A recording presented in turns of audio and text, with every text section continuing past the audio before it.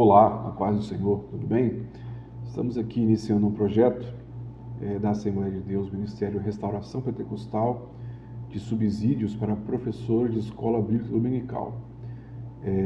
Esse projeto é especialmente voltado para os nossos professores de nosso ministério e também extenso a todos aqueles que se preocupam no preparo de uma boa aula de escola dominical e que chegaram ao conhecimento desse canal e nos acompanham no preparo das suas lições. Que Deus possa abençoar a sua vida, que Deus te dê entendimento cada dia mais, para que nossos alunos, nossas escolas bíblicas sejam cada dia mais edificados. Na ocasião, nós iremos tratar acerca da lição 8 de nossa lição bíblica da CPAD, que trata acerca do livro de Esther. O tema da lição é o Deus que governa o mundo e cuida da família. A lição e ocasião é a lição de número 8, de 25 de agosto de 2024. O tema da lição é a resistência de Mardoqueu.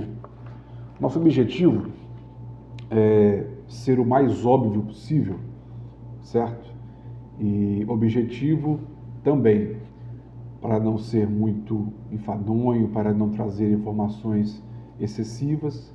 O objetivo nesse subsídio é ser bastante sucinto e que com esse material você consiga ter um bom subsídio para as suas aulas. Um comentário bem objetivo, não em breve. Espero que vocês possam ter um bom proveito dele. Certo? Então vamos lá. Primeiro ponto dessa lição, número 8, tem como título: Mardoqueu descobre uma conspiração contra o rei. É interessante nós termos um conhecimento prévio sobre a figura de Mardoqueu, quem foi Mardoqueu, quais eram as suas características, qual era a sua formação moral, o que ele acreditava, qual era o ímpeto que o levava a ser como ele era. Então é interessante a gente ter em mente essas qualidades e características de Mardoqueu. Em tese, Mardoqueu ele era um homem determinado, resiliente e muito corajoso. Pode ficar uma pergunta em aberto por parte de vocês acerca do que é ser resiliente ou o que é resiliência. Então nós temos aqui uma informação sobre resiliência, que é a seguinte: resiliência é a capacidade de se adaptar em situações difíceis ou de fontes significativas de estresse. Na prática, quer dizer que diante de uma adversidade, a pessoa utiliza sua força interior para se recuperar. Então, veremos ao longo de toda a lição do texto bíblico que tanto Mardoqueu quanto Esther também, eles tinham essa condição de ser muito resilientes, certo? Eles buscavam muita força interior para superar as dificuldades que eles tiveram que enfrentar. E, embora pessoalmente cada um de nós possa ter uma resiliência própria, uma condição própria de resistir a adversidades, nós sabemos que, em especial, o poder dessa resiliência, tanto de Mardoqueu quanto de Esther, elas provinham, o excedente dessa resiliência deles, elas vinham diretamente de Deus. Aí abre para nós aqui uma oportunidade para falar sobre isso. Muito interessante. Mesmo que, embora tenhamos essa condição de sermos resilientes pela condição própria e natural, mas nós só podemos ter um excedente de poder, em termos de ser resiliente, quando nós estamos diretamente ligados em comunhão com o Senhor, porque a força que recebemos dele é que nos levará em muitas vezes a superar nossos maiores traumas e dificuldades. Então, o poder excedente da resiliência humana, ela só pode ser encontrada no Senhor nosso Deus, correto? Então, tendo isso em mente, falando sobre as características de Mardoqueu, sobre a sua determinação, resiliência e coragem, a gente pode entrar no desenrolar de toda a lição.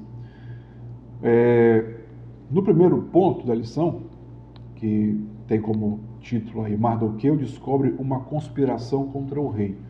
Os 3 subtópicos que temos falam sobre os bastidores de poder, a investigação e o registro dos fatos.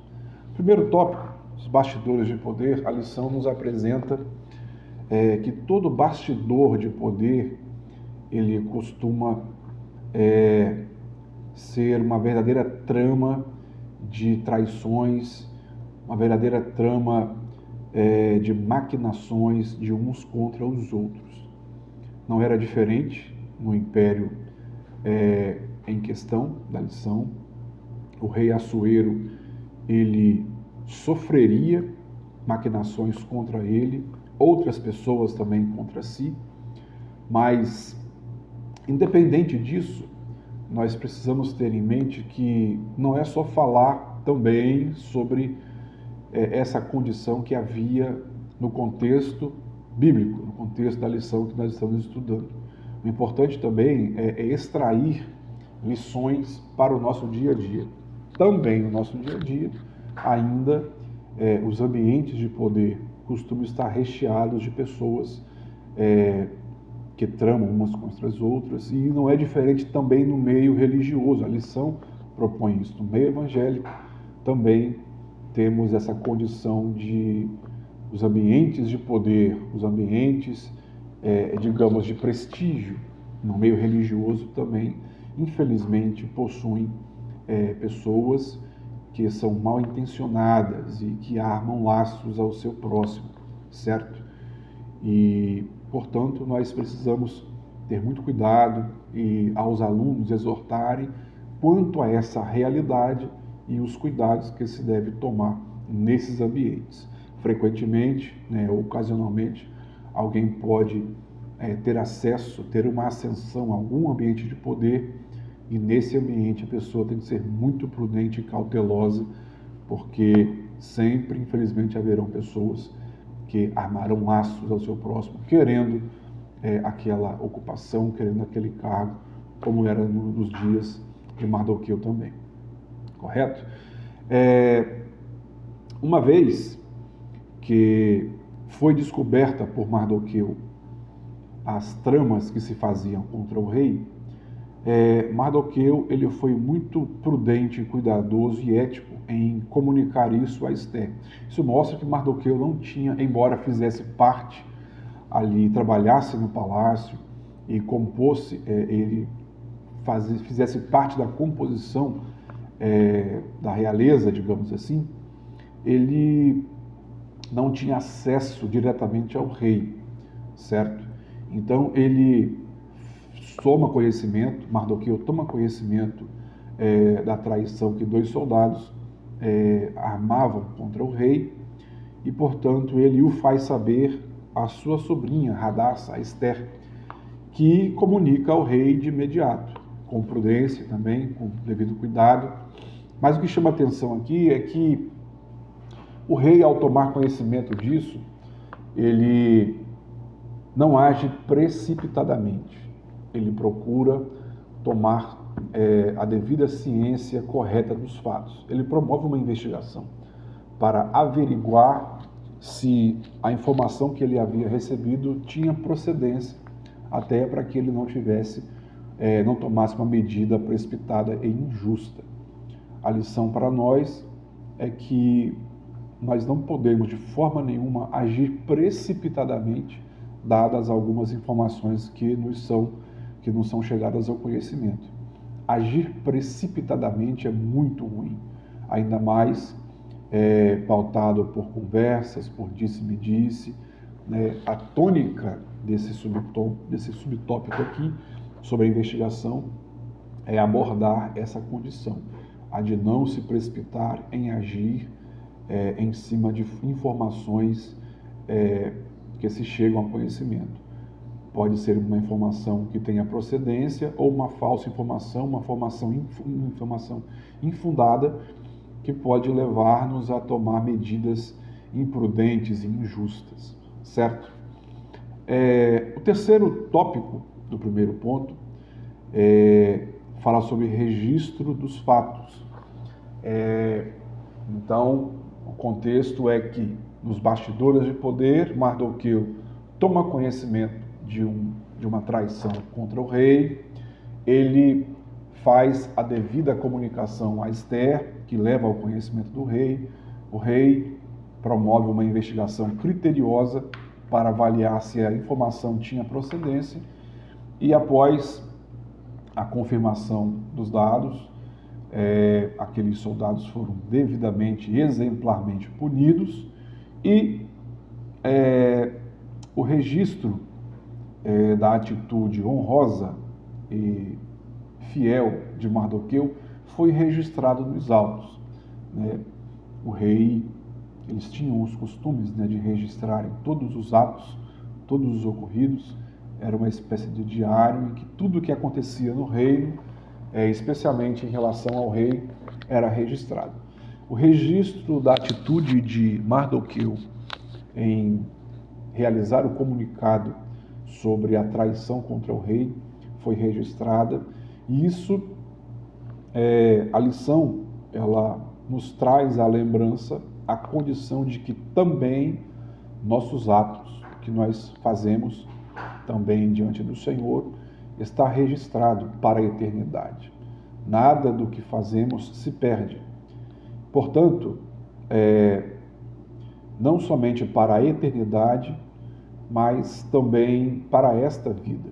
Embora muitas pessoas acham-se injustiçadas porque realizaram obras favoráveis a outros e se julgam como esquecidas, ou que não tiveram o tratamento devido, o reconhecimento devido, mas essas obras estão também registradas diante do Senhor. Embora caia no esquecimento dos homens, mas Deus tem em consideração e conhecimento as nossas obras, e Ele, como justo Senhor, Ele recompensará a todos nós dentro de nosso tempo oportuno. Ele trará a recompensa devida, certo? Então, no primeiro ponto, temos aí esse contexto, certo? De descoberta de traições em um ambiente de poder muito delicado, a investigação precisa e justa do rei e o registro dos fatos, certo? É interessante que o professor tenha em mente o foco da lição, mas é inevitável que durante a exposição da lição, a ministração da aula, podem surgir comentários e sugestões por parte dos alunos, que deverá ser considerada pelo professor para que a aula se enriqueça ainda mais, certo? O segundo ponto, nós vemos o contexto em que agora tem como tema, segundo ponto, Amã é exaltado pelo rei. Os subtópicos seguintes falam sobre um novo personagem, um herói, entre parênteses, aparentemente esquecido, e evitando frustrações. O novo personagem que aparece nesse ponto é a figura de Amã. Amã, como o contexto bíblico apresenta ser agagita, alguns comentaristas, como no caso de Flávio Josefo, historiador hebreu, ele aponta como sendo Amã descendente dos amalequitas, um povo que foi extremamente adversário de Israel, quando Israel deixa o Egito e agora peregrina pelo deserto. Amaleque, eles seguiam Israel pelo deserto e iam tirando a vida daqueles que ficavam para trás nas fileiras da caminhada, os fracos, os idosos. E isso pareceu tão mal aos olhos do Senhor que Deus disse que exterminaria a descendência de Amaleque de debaixo do céu. Ele iria apagar o nome de Amaleque. E nos tempos do rei Saul, isso estava por se cumprir. Houve uma ordem a que Saul, com seus exércitos, destruísse Amaleque e o exterminasse. A ordem era para que tudo fosse exterminado. Porém, Saul permitiu que se poupassem o melhor do gado e ainda trouxe o rei amalequita Agag vivo para o seu acampamento, o que muito trouxe o furor ao Senhor por essa desobediência ao seu mandamento. E vemos a figura de Samuel como sendo um homem, um profeta, um sacerdote, um juiz, como sendo aquele que despedaçou, diz a Bíblia, Agag diante do Senhor. Amã é apresentado aqui, em algumas lições e comentários, como um descendente direto de Agag também. Então isso nos pode trazer uma ideia de o porquê Amã nutria um profundo ódio contra os judeus. O fato de ser malequita, o fato de ser agagita, pode ser um forte indício da razão pela qual ele nutria esse ódio tão grande contra os judeus. Ele era um homem rico, muito rico, mas o contexto bíblico não dá conta de como que Amã chegou à posição a que chegou, certo? Um herói aparentemente esquecido vai de novo falar sobre a condição de Mardoqueu acerca do ato que ele teve em descobrir, ele descobre a traição contra o rei, ele faz o comunicado e agora a lição apresenta Mardoqueu como quem cai no esquecimento, como se o rei houvesse esquecido dele. Então, a lição prática a se dar aos alunos é que, mesmo que os homens nos esqueçam, e essa fala, ela vai ser muito conciliada ao terceiro tópico, que fala sobre evitar frustrações. Evitando frustrações é o tópico aí, o tema, o título do terceiro tópico. Mardoqueu, sentindo-se talvez, poderia sentir-se esquecido, porque ele fez um ato heróico, ele tinha uma informação privilegiada que salvou a vida do rei. E uma das necessidades básicas do ser humano é a necessidade de reconhecimento. Quem sabe Mardoqueu sentia-se esquecido e talvez, como não tendo tido o reconhecimento devido que lhe cabia por ter salvado a vida do rei com a informação que ele revelou a Esther. Então, em conciliação com o terceiro tópico, evitando frustrações, a lição prática é de que nós não devemos e não podemos esperar mais das pessoas aquilo que elas não podem nos oferecer. Nós nunca devemos ter mais expectativas acerca de qualquer coisa além das que são realmente palpáveis, certo? Nossa expectativa deve ser sempre em primeira mão, com base naquilo que nós podemos alcançar por nós mesmos e, sobretudo, por parte daquilo que Deus pode nos proporcionar. Agora, ter expectativas indevidas sobre reconhecimentos alheios, sobre condições, sobre sistemas humanos, isso é muito perigoso e pode ser muito nocivo ao nosso bem-estar emocional e à nossa alma. Alguém pode ficar muito frustrado em nutrir expectativas acerca de reconhecimentos humanos, acerca de recompensas humanas, e a lição aqui, ela nos exorta a lançar toda a nossa expectativa, ansiedade e anseio de retribuições apenas em Deus. Em Deus, sim, aquele que ordena todas as coisas conforme o seu eterno propósito, e nós sabemos que no final Deus sempre tem recompensas para aqueles que nele esperam, certo? O terceiro ponto, e último ponto da lição, tem como título a resistência de Mardoqueu e o ódio de Amã. Nessa sequência de fatos dessa história, vemos no primeiro tópico o título reverenciado por todos, mostra então Amã, após ascenderam a uma posição de poder, e todo o contexto nos mostra que Amã ele era sedento por reconhecimento. ele era sedento, vaidoso pelos aplausos humanos, pela reverência humana. E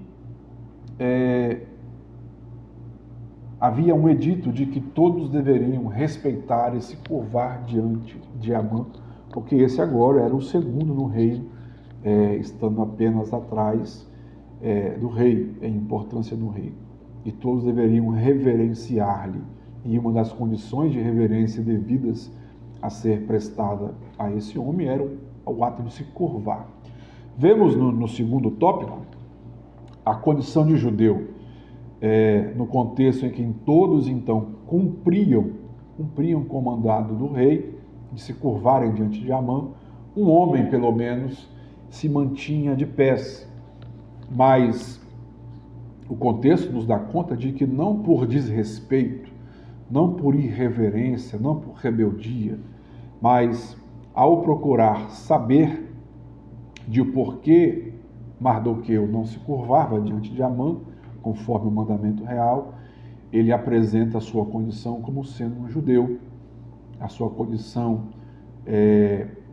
por não se curvar era religiosa, porque a sua religiosidade, a sua fé dizia que ele devia se curvar apenas diante do Senhor seu Deus. Não havia desrespeito nenhum na atitude de Mardoqueu, mas apenas uma obediência e respeito à sua fé religiosa como judeu. Isso, então, suscitou ainda mais a ira de Amã, que já era nutrida por algum tempo, contra os judeus, e agora era acentuada pela atitude de Amã, de Mardoqueu, e, portanto, entra em questão o terceiro tópico, que trata sobre inimizades intergracionais. E o que seria inimizades intergracionais? Algo que é intergracional está relacionado à relação entre gerações diferentes e também entre famílias diferentes. Então perceba que, em se falando de inimizade intergracional, estamos aqui falando da inimizade que Amã nutria contra os judeus. Não só Amã, não era algo que iniciou nele, é algo que vinha desde os seus antecessores amalequitas, de Agag, que eles tinham contra os judeus, e que agora esse ódio, essa inimizade passou-se de geração a geração e chegou a Amã contra os judeus, especificamente a partir do envolvimento e do conhecimento dele com Mardoqueu. Essas inimizades intergracionais, assim, portanto, é bem exemplificada no nosso cotidiano, no nosso dia a dia, acerca de inimizades entre famílias, entre empresas, entre pessoas, de uma mesma família, às vezes, vemos, por exemplo, numa mesma família, o exemplo de inimizade bíblica, por exemplo, que houve entre Esaú e Jacó, certo?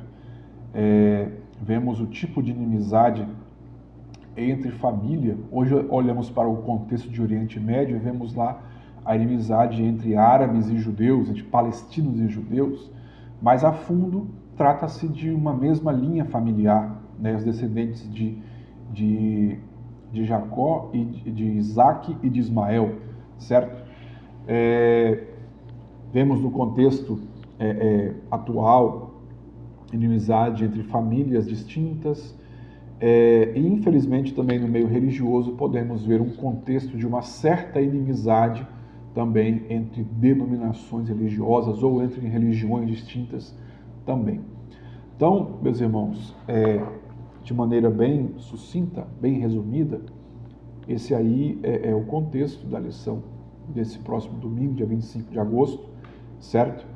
Em que a tônica é mostrar a resistência de Mardoqueu diante das injustiças, aparentes injustiças sociais que ele sofria, diante de um suposto esquecimento aos seus atos honrosos, e também diante da perseguição de Amã, quando ela se manifesta contra ele.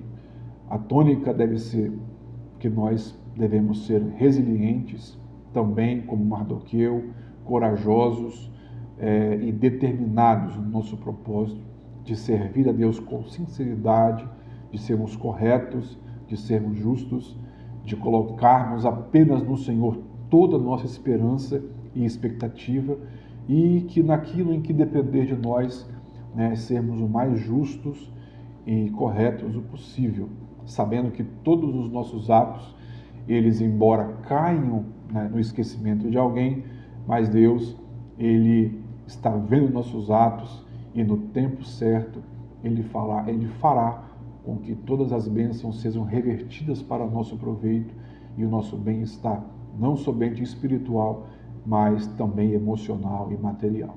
Que Deus te abençoe, professor, que você possa ter uma excelente aula nesse domingo e que a cada dia possamos nós estudarmos a palavra e ministrarmos esse conhecimento tão precioso aos nossos alunos, em nome de Jesus. Deus te abençoe.